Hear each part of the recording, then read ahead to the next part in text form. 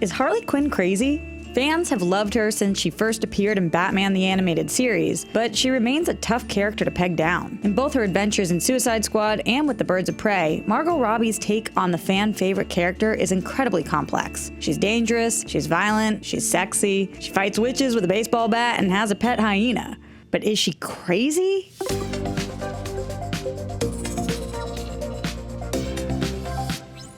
Plenty of versions of Gotham City have played with the idea of Arkham Asylum, but they mostly focus on what happens when things go wrong with the patients, not the work being done by the doctors. So we wanted to talk with someone in the mental health field to break down what makes Harley Quinn the Cupid of crime and the Maid of Mischief. Hi, my name is Dr. Drea Letamendi. I'm a clinical psychologist, writer for Fandom, and host of the podcast, The Arkham Sessions. Crazy is a complicated word. In a way, yes, it's true that Harley Quinn is crazy, but in a way, she's not. So I think in the common vernacular, crazy simply means someone who is out of control, unpredictable, volatile, maybe even violent. In terms of the psychological use of crazy, it just isn't a term that the field uses. I would consider the common word crazy to be applied to Harley Quinn, but there's so much more to her than that term. Okay, question answered. So what exactly is going on with Harley? How would you describe the state of Harley Quinn's mental health? You are really in bad shape upstairs, lady. So a lot of people associate the word crazy with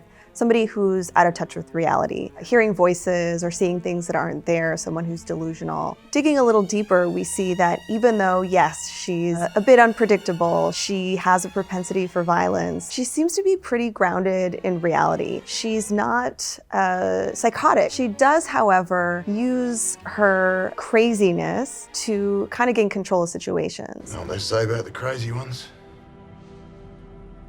Huh? So Harley manipulates people's expectations of her with her behavior. Does that mean making people write her off as crazy is her superpower? What's really great about Harley Quinn in Suicide Squad is that she seems to have a pretty strong self-awareness. So she knows that other people interpret her as psychotic, a killer, this kind of wild card, and that can scare people. What was that? I should kill everyone and escape? Sorry. The voices. I think that Harley is actually pretty intuitive, knows that if other people are going to be scared of her, that she can use that to her advantage. So she'll say she hears voices, she'll say that she's out of control, but I don't think that those things are actually there. I think she's quite brilliant in her way of understanding how those things can impact other people. Everyone can see all this trippy magic stuff, right? Yeah, why? I'm off my meds. But if she's aware and present, why actually go through with the dangerous and violent actions she takes on a regular basis? She can't just be protecting her reputation as a Gotham super criminal, right? What drives her to act the way she does? A Harley Quinn's role is to serve. It's nothing without a master.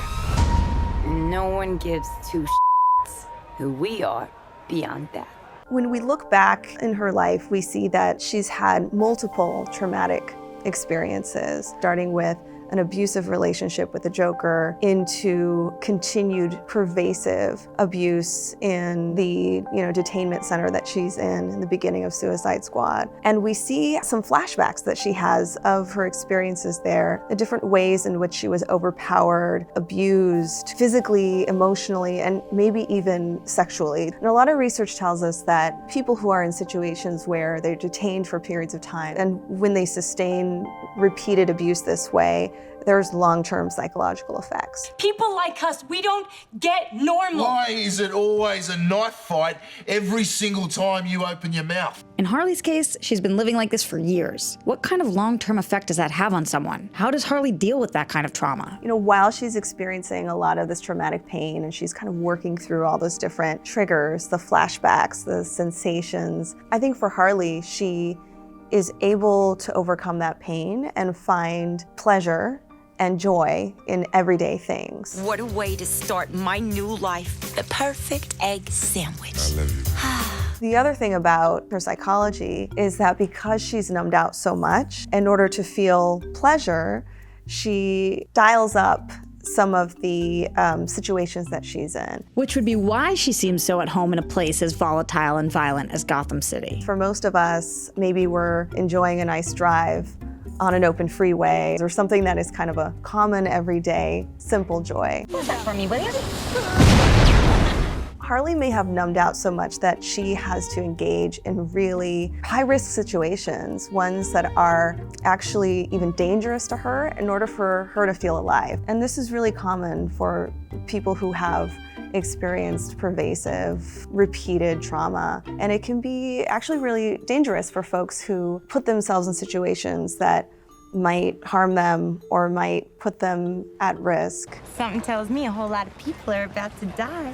But even with a pattern of extreme and dangerous behavior that you'd think people would want to avoid or combat, there's something alluring about Harley. Why do heroes and villains alike seem so drawn to her? Harley is also a mental health practitioner. She was a psychiatric intern. We can see some elements of her ability to connect with other people. So her emotional intelligence is actually pretty high. She is really bright and sharp when it comes to understanding how people's experiences have impacted their psychology. Inside, you're ugly. We all are.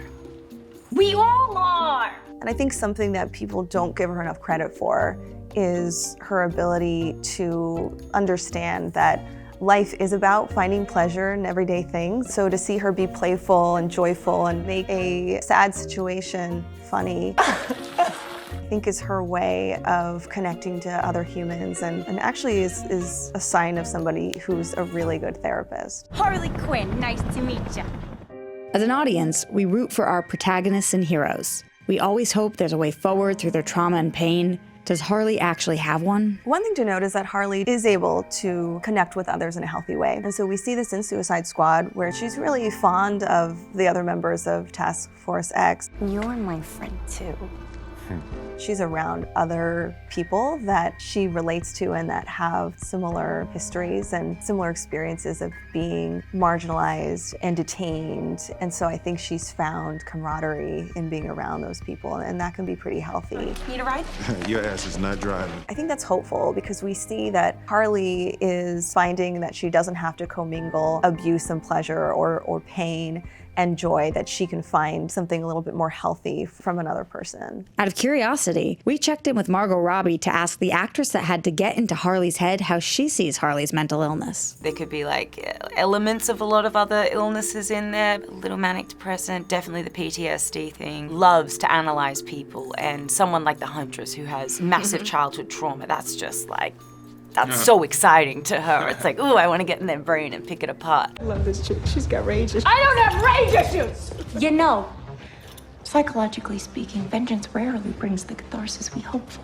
All of these layers, for better or worse, is all part of why fans have related to Harley since her debut in 1992. She's not just the Joker's ex. She's not just a pair of short shorts. And she's definitely not just crazy. There's been a long-standing misconception about Harley Quinn and her mental state. I think that there's this assumption that she fits that sort of stereotype of crazy. That is just a whole lot of pretty and a whole lot of crazy. And I'm actually really pleased with Margot Robbie's representation of her because we're seeing a lot of layers here. And if we kind of shift our lens there and think about this woman as a multidimensional person who has experienced so many setbacks, so many interpersonal, abusive, traumatic experiences, that then we get her. We understand why she's playful and close with us, and then she can be distant and even threatening toward us. And then we see that she's actually trying to overcome that past. We're seeing that she's trying to be, fully satisfied and just on her own. So with all the different iterations of this character, I think we can really transcend this kind of idea of her being crazy. And wherever that journey takes the character of Harley Quinn next, fans will be right behind her for every setback and every victory.